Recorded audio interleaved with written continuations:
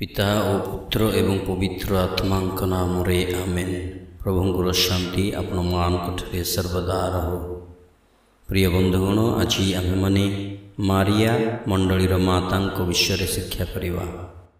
मारिया मंडलीर माता, लाटिन रे मातेर एक्लेसिया, शिरोनामाटी कुमारी मारिया को दि जाइछि, कारण मंडलीर जीवन उपरे तांकर स्वतंत्र भूमिका नियारा अटे। आज मध्य से मंडलीर समस्त ख्रीस्टियान मानक माता रूप से परिचालना कर आसुछन्ति। 1964 मसीहारे तांकर एही शिरोनामाटी वाटिकान महासभा समय पुणे पिता पाउल षष्ठ आनुष्ठानिक भावे घोषणा करथिले। से स्वतंत्र भावे लुमेन जेन्सियम दलिल ठारे एही शिरोनामा दर्शांती, जोठारे से दृढ़ता सहित कहती जे मारिया जीशुंक माता हेबा साथे साथे से मध्य मंडलीर समस्त सदस्यों आध्यात्मिक माता अटंती, कारण मंडली जीशुंकर शरीर अटे। तेबे मारिया एही भली भावरे मंडलीर माता हुअन्ति।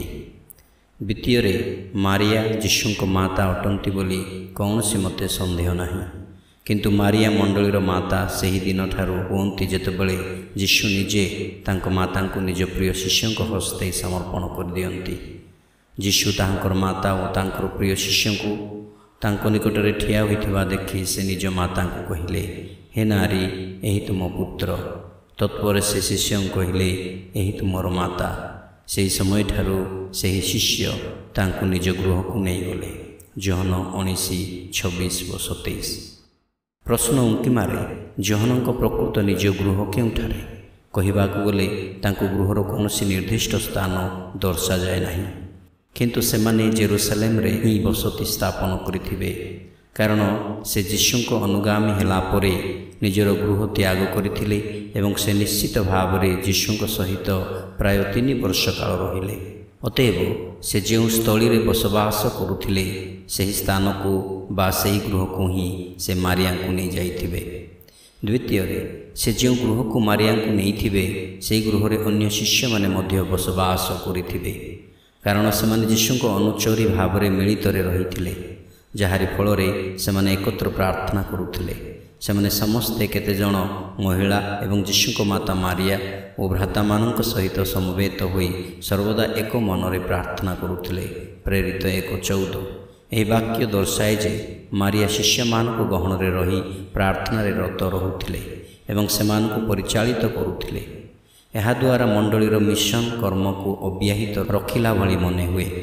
विश्वास करा जाए जीशुंक प्रचार कर्म रे से प्रत्यक्ष कि बा परोक्ष भावे संश्लिष्टा थाई तांको सहायक प्रदान करिथिबे एवं तांकर समस्त शिक्षा आपणार करिथिबे। सर्वोपरि सेमाने जेतेबेले पेंतेकोस्ट समय रे समवेत होई प्रार्थना रे रत थिले, सेतेबेले सेमाने पवित्र आत्मा को लाभ करिथिले। एभली भावे मंडलीर जन्म होइथिला और मंडली सहित से संश्लिष्टा थिले एवं से मंडलीर माता होइले। से माता भाव में मंडली को जागृत करी आसिबा साथे साथे समस्त विश्वासी को आध्यात्मिक जीवन में साहाय्य करी आसुछन्ति। तांकर शिरोनामा सूचाए जे से सर्वदा मंडलीर माध्यस्था करी आसुछन्ति। एही मंडलीर जीवन को भरण पोषण करिबारे तांकर भूमिका यथेष्ट रही आसुछि। मंडली पाई से विश्वासर, करुणार और मातृत्वतार एक ज्वलंत नमूना हुअन्ति। पेंतेकोस्ट पर्वर पर सोमवार दिन मारिया मंडलीर माता नाम रे पर्व अनुष्ठान करा जायछि।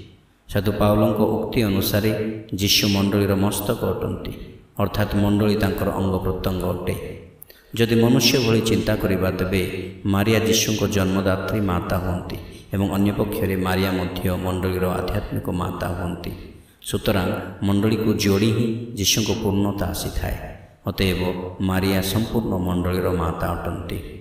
उक्त शिरोनामा मारिया मंडलीर माता 400 ख्रीष्टाब्द ही साधु आम्ब्रोस तांकर लेखारे दर्शाइथिले। यह मध्य 1748 मसीहारे पुणे पिता बेनेडिक्ट चतुर्दशंक एवं 1885 मसीहारे पुणे पिता लेओ त्रयोदशंक द्वारा व्यवहार करा जाइथिला। कैथोलिक मंडलीर शिक्षा संक्षेप पुणे पिता जोहन पाल द्वितीय अंतर्भुक्त कले एवं पुणे पिता फ्रांसिस रोमान कैलेंडर रे एही पर्व दिवस जोड़िले। मनचिंतन धन्या कुमारी मारिया जी कि मस्तकर माता और ख्रीष्ट शरीर सदस्य मानकर अर्थात मंडलीर मध्य माता अटंती पुण्य पिता पाउल षष्ठ कहती। धन्यवाद।